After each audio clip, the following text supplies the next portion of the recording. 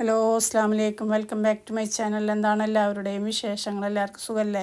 ഇന്ന് വന്നിട്ടുള്ളത് ഒരു റാഗിയുടെ ഇഡ്ഡലിയും ഒരു ചട്നി ആയിട്ടാണ്. അപ്പോൾ തലേ ദിവസം മാവൊക്കെ റെഡിയാക്കിയിട്ട് പിറ്റേ ദിവസമാണ് ഇഡ്ഡലി ഉണ്ടാക്കുന്നത്. അപ്പോൾ അതിനായിട്ടൊരു പാത്രത്തിൽ ഈസ്റ്റ് ഇട്ട് കൊടുത്തിട്ടുണ്ട്, 3/4 ടീസ്പൂണ്.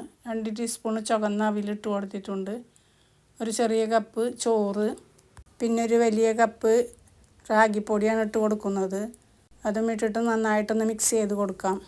അപ്പോൾ എല്ലാം നന്നായി മിക്സ് ചെയ്ത് കൊടുത്തിട്ടുണ്ട്. ഇനി പാകത്തിന് കുറച്ച് വെള്ളം ഒഴിച്ച് വിട്ട് ഒന്ന് കലക്കിയെടുക്കാം. കുറേശ്ശെ വെള്ളം ഒഴിച്ചിട്ട് വേണം കലക്കിയെടുക്കാനില്ലെങ്കിൽ വെള്ളം കൂടിപ്പോവും.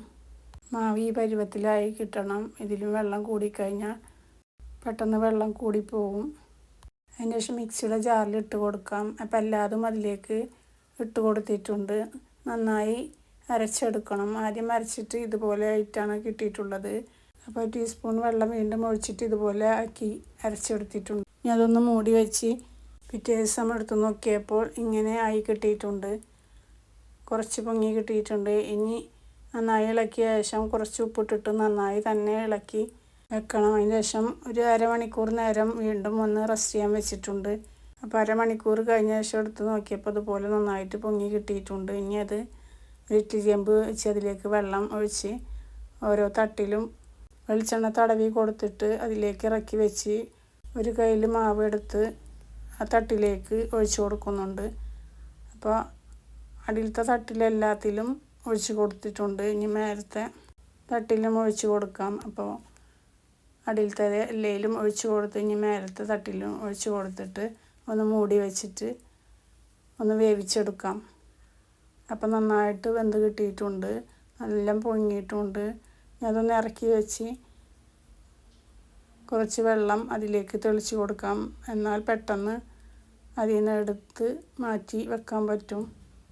അതിനുശേഷം ഒരു പാത്രത്തിലേക്ക് ആദ്യത്തെ ഒഴിച്ച് കൊടുത്തത് എല്ലാതും അതിലേക്ക് ഒരു പാത്രത്തിലേക്ക് മാറ്റി കൊടുത്തിട്ടുണ്ട്. നല്ല സോഫ്റ്റും നല്ല ടേസ്റ്റും ഒക്കെ ഉണ്ട്. നല്ല ഉള്ളൊക്കെ നന്നായിട്ട് ഇതുപോലെ നന്നായി വെന്ത് കിട്ടിയിട്ടുണ്ട്.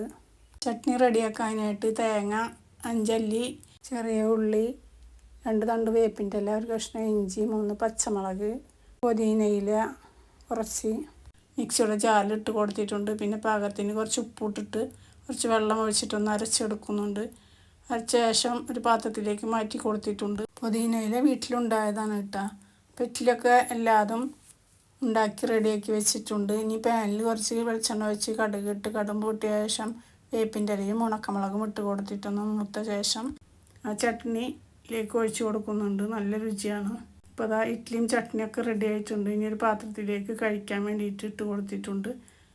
നല്ല രുചിയാണ്. എല്ലാവരും ഇതുപോലെ ഒന്ന് ഉണ്ടാക്കി നോക്കുക. എൻ്റെ വീഡിയോ ആദ്യമായിട്ട് കാണുന്നവരാണെങ്കിൽ ഒന്ന് സബ്സ്ക്രൈബ് ചെയ്യുക. വീഡിയോ ഫുള്ളായിട്ട് കാണുക. വീഡിയോ ഇഷ്ടപ്പെട്ടാൽ ലൈക്ക് ചെയ്യാനും ഷെയർ ചെയ്യാനും സബ്സ്ക്രൈബ് ചെയ്യാനും കമൻറ്റ് ചെയ്യാനും മറക്കരുത്. മറ്റൊരു വീഡിയോയുമായിട്ട് വരാം.